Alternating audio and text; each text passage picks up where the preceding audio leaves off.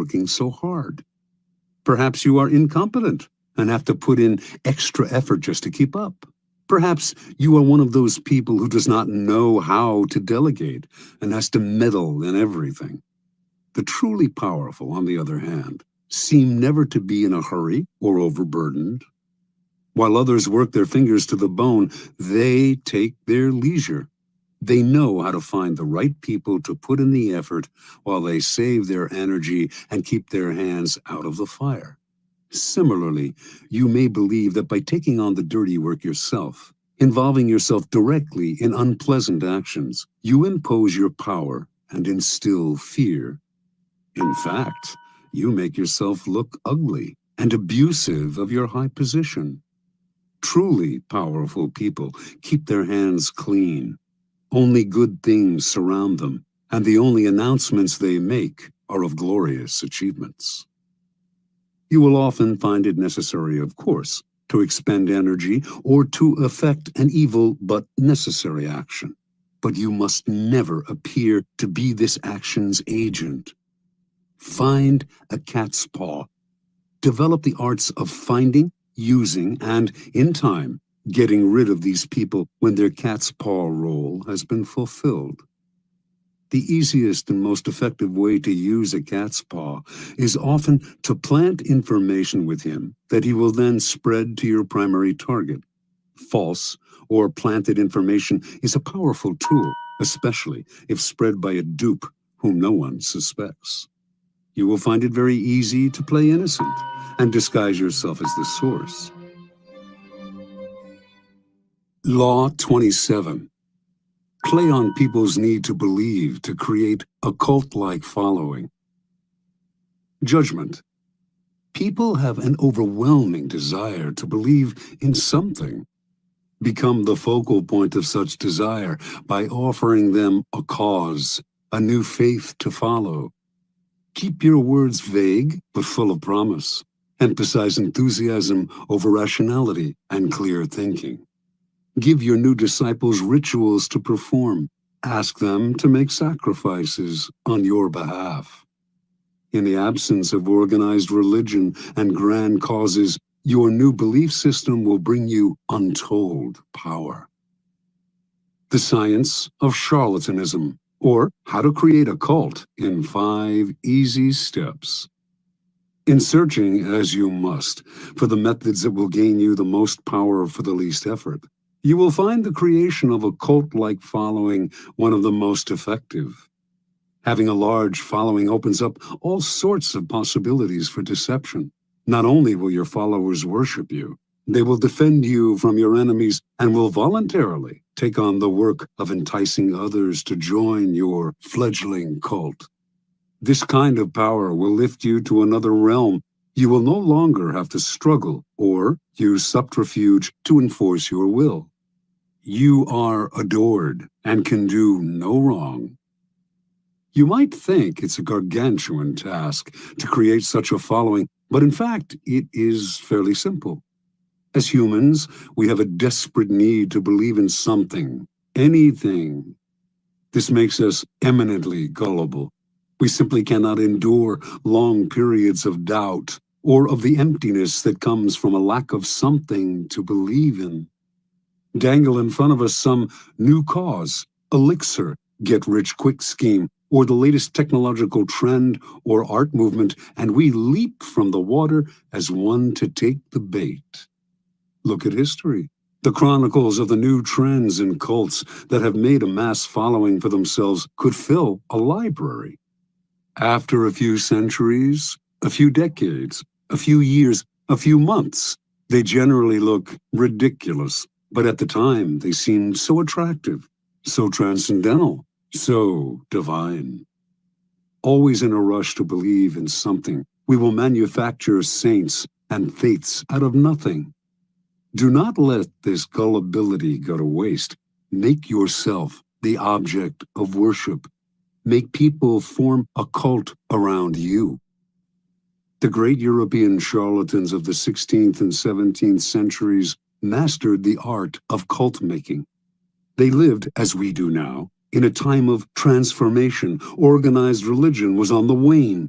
science on the rise. People were desperate to rally around a new cause or faith. The charlatans had begun by peddling health elixirs and alchemic shortcuts to wealth. Moving quickly from town to town, they originally focused on small groups until, by accident, they stumbled on a truth of human nature. The larger the group they gathered around themselves, the easier it was to deceive. The charlatan would station himself on a high wooden platform, hence the term mountebank, and crowds would swarm around him. In a group setting, people were more emotional, less able to reason. Had the charlatan spoken to them individually, they might have found him ridiculous, but lost in a crowd. They got caught up in a communal mood of rapt attention. It became impossible for them to find the distance, to be skeptical. Any deficiencies in the charlatan's ideas were hidden by the zeal of the mass. Passion and enthusiasm swept through the crowd like a contagion, and they reacted violently to anyone who dared to spread a seed of doubt. Both consciously studying this dynamic over decades of experiment and spontaneously adapting to these situations as they happened, the charlatans perfected the science and holding a crowd, molding the crowd into followers and the followers into a cult. The gimmicks of the charlatans may seem quaint today, but there are thousands of charlatans among us still, using the same tried and true methods their predecessors refined centuries ago, only changing the names of their elixirs and modernizing the look of their cults. We find these latter-day charlatans in all arenas of life: business, fashion, politics, art. Many of them perhaps are following in the charlatan tradition without having any knowledge of its history. But you can be more systematic and deliberate. Simply follow the 5 steps of cult making that our charlatan ancestors perfected over the years. Step 1.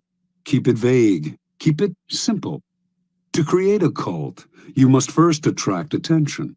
This you should do not through actions, which are too clear and readable, but through words, which are hazy and deceptive.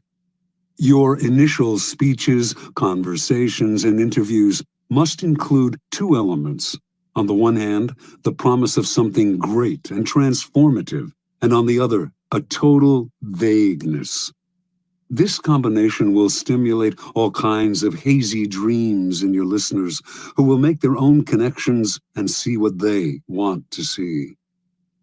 As a corollary to its vagueness, your appeal should also be simple. Most people's problems have complex causes, deep-rooted neurosis, interconnected social factors, roots that go way back in time and are exceedingly hard to unravel. Few, however, have the patience to deal with this. Most people want to hear that a simple solution will cure their problems. The ability to offer this kind of solution will give you great power and build you a following. Step 2. Emphasize the visual and the sensual over the intellectual. Once people have begun to gather around you, 2 dangers will present themselves: boredom and skepticism. Boredom will make people go elsewhere. Skepticism will allow them the distance to think rationally about whatever it is you are offering, blowing away the mist you have artfully created and revealing your ideas for what they are. You need to amuse the bored, then ward off the cynics. The best way to do this is through theater or other devices of its kind. Surround yourself with luxury, dazzle your followers with visual splendor, fill their eyes with spectacle. Not only will this keep them from seeing the ridiculousness of your ideas, the holes in your belief system, it will also attract more attention, more followers. Appeal to all the senses. Use incense for scent, soothing music for hearing, colorful charts and graphs for the eye. You might even tickle the mind, perhaps by using new technological gadgets to give your cult a pseudo-scientific veneer. as long as you do not make anyone really think. Use the exotic, distant cultures, strange customs to create theatrical effects and to make the most banal and ordinary affairs seem signs of something extraordinary. Step 3. Borrow the forms of organized religion to structure the group. Your cult-like following is growing.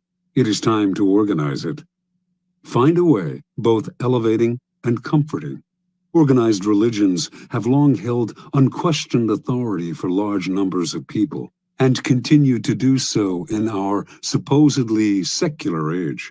And even if the religion itself has faded some, its forms will resonate with power.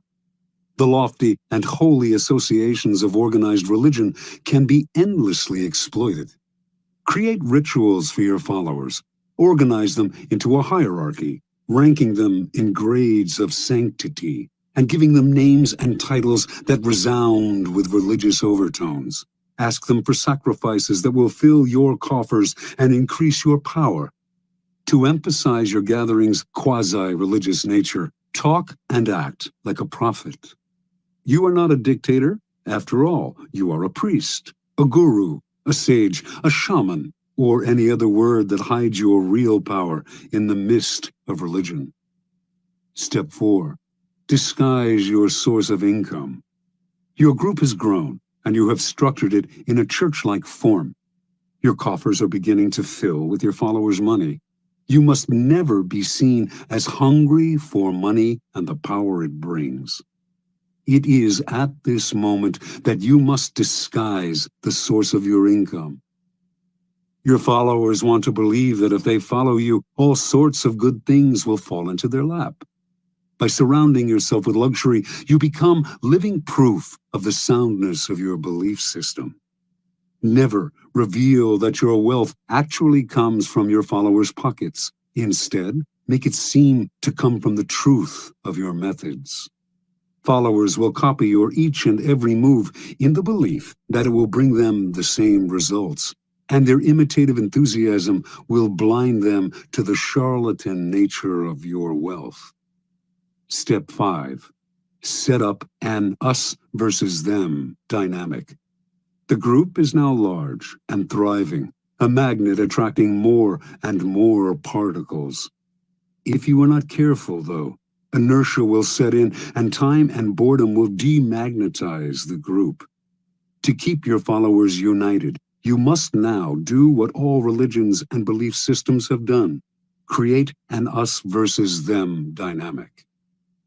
First, make sure your followers believe they are part of an exclusive club, unified by a bond of common goals. Then, to strengthen this bond, manufacture the notion of a devious enemy out to ruin you. There is a force of non-believers that will do anything to stop you. Any outsider who tries to reveal the charlatan nature of your belief system can now be described as a member of this devious force. If you have no enemies, invent one. Given a straw man to react against, your followers will tighten and cohere. They have your cause to believe in, and infidels to destroy. Observance of the law. In the year 1653, a 27-year-old Milan man named Francesco Giuseppe Borri claimed to have had a vision.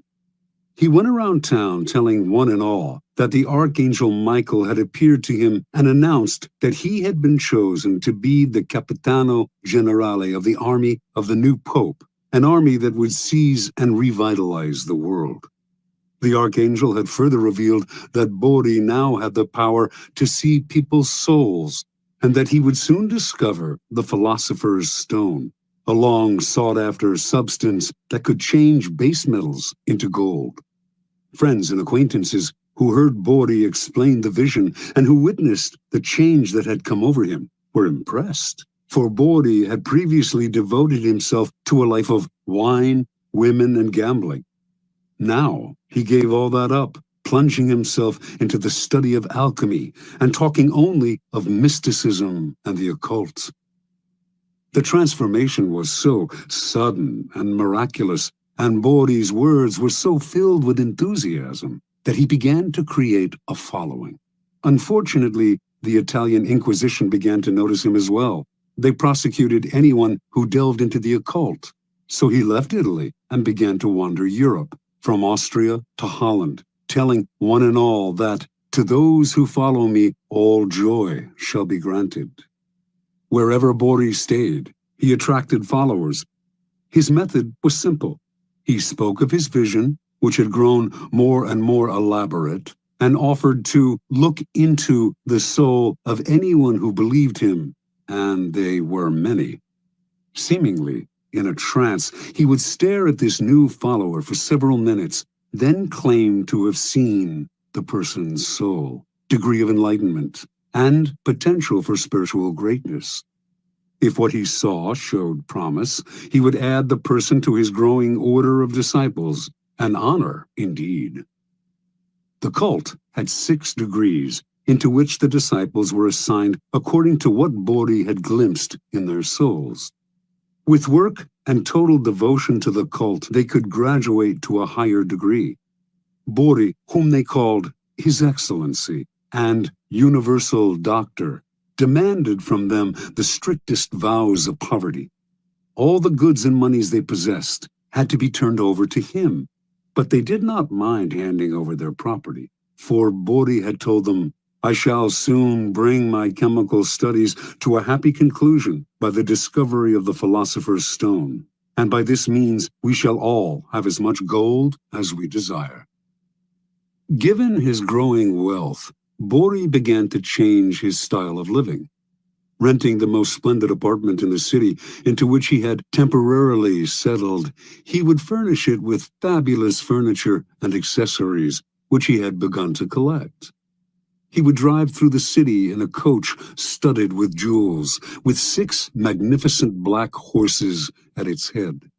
He never stayed too long in one place, and when he disappeared, saying he had more souls to gather into his flock, his reputation only grew in his absence. He became famous, although, in fact, he had never done a single concrete thing. From all over Europe, the blind, the crippled, and the desperate came to visit Bori, for word had spread that he had healing powers. He asked no fee for his services, which only made him seem more marvelous. And indeed, some claimed that in this or that city he had performed a miracle cure.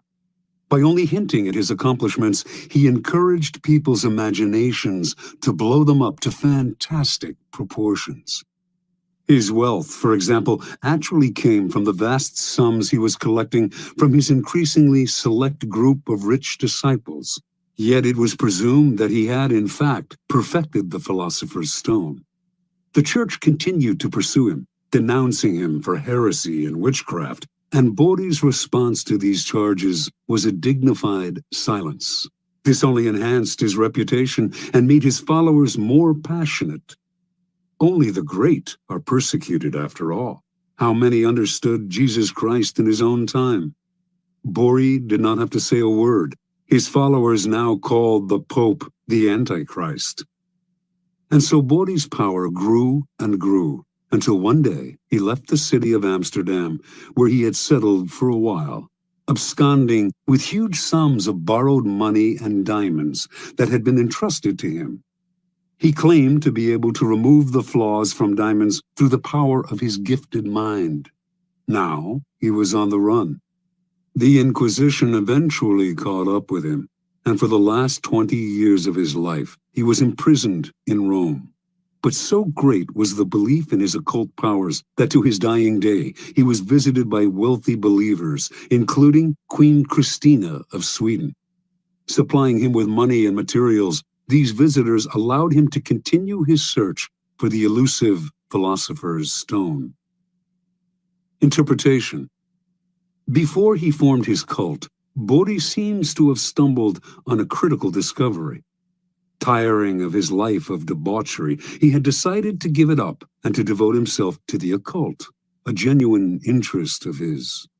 He must have noticed, however, that when he alluded to a mystical experience, rather than physical exhaustion, as the source of his conversion, people of all classes wanted to hear more. Realizing the power he could gain by ascribing the change to something external and mysterious, he went further with his manufactured visions. The grander the vision, and the more sacrifices he asked for, the more appealing and believable his stories seemed to become. Remember, people are not interested in the truth about change. They do not want to hear that it has come from hard work or from anything as banal as exhaustion, boredom, or depression. They are dying to believe in something romantic, otherworldly. They want to hear of angels and out-of-body experiences. Indulge them. Hint at the mystical source of some personal change. Wrap it in ethereal colors. An occult-like following will form around you. Adapt to people's needs. The Messiah must mirror the desires of his followers, and always aim high. The bigger and bolder your illusion, the better.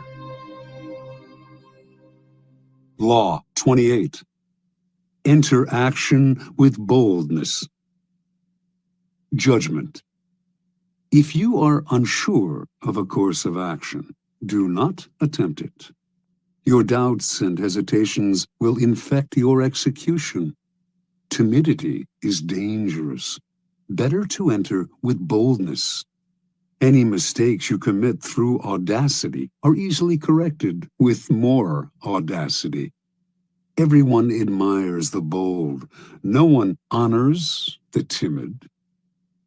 Boldness and hesitation. A brief psychological comparison. Boldness and hesitation elicit very different psychological responses in their targets. Hesitation puts obstacles in your path. Boldness eliminates them. Once you understand this, you will find it essential to overcome your natural timidity and practice the art of audacity. The following are among the most pronounced psychological effects of boldness and timidity. The bolder the lie, the better. We all have weaknesses, and our efforts are never perfect. But entering action with boldness has the magical effect of hiding our deficiencies. Con artists know that the bolder the lie, the more convincing it becomes. The sheer audacity of the story makes it more credible, distracting attention from its inconsistencies. When putting together a con, or entering any kind of negotiation, go further than you planned. Ask for the moon, and you will be surprised how often you get it. Lions circle the hesitant prey. People have a sixth sense for the weaknesses of others. If, in a first encounter, you demonstrate your willingness to compromise, back down, and retreat, you bring out the lion even in people who are not necessarily bloodthirsty. Everything depends on perception, and once you are seen as the kind of person who quickly goes on the defensive, who is willing to negotiate and be amenable, you will be pushed around without mercy. Boldness strikes fear. Fear creates authority. The bold move makes you seem larger and more powerful than you are. If it comes suddenly, with the stealth and swiftness of a snake, it inspires that much more fear. By intimidating with a bold move, you establish a precedent. In every subsequent encounter, people will be on the defensive, in terror of your next strike. Going halfway with half a heart digs the deeper grave. If you enter an action with less than total confidence, you set up obstacles in your own path.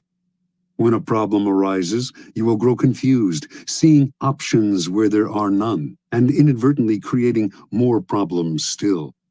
Retreating from the hunter, the timid hare scurries more easily into his snares. Hesitation creates gaps, boldness obliterates them. When you take time to think, to hem and haw, you create a gap that allows others time to think as well. Your timidity infects people with awkward energy, elicits embarrassment. Doubt springs up on all sides. Boldness destroys such gaps.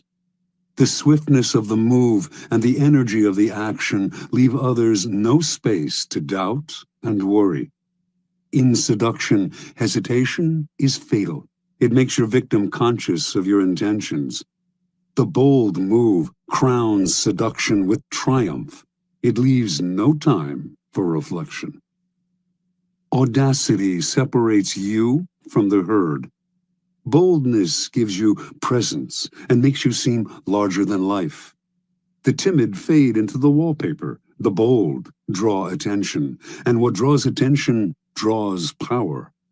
We cannot keep our eyes off the audacious. We cannot wait to see their next bold move.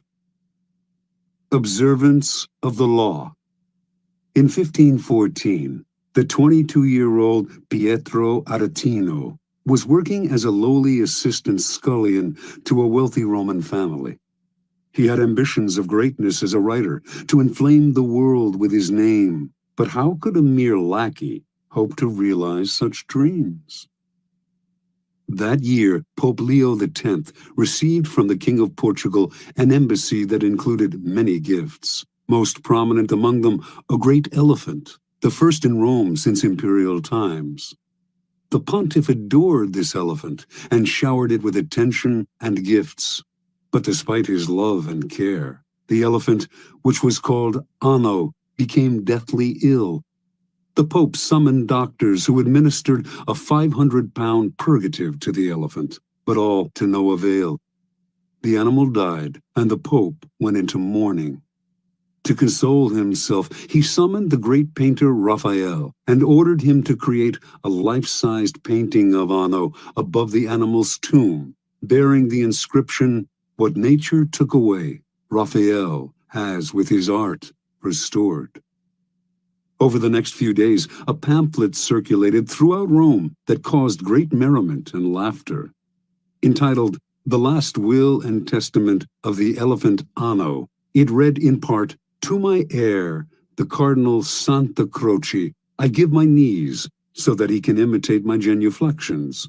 To my heir, Cardinal Santi Quattro, I give my jaws, so that he can more readily devour all of Christ's revenues.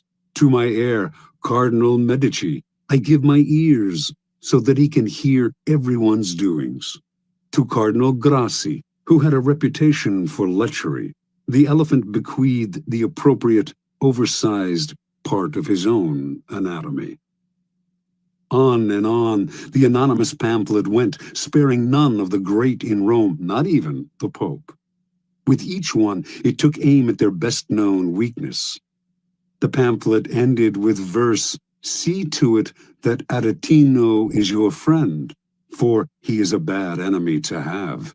His words alone could ruin the High Pope, so God guard everyone from his tongue."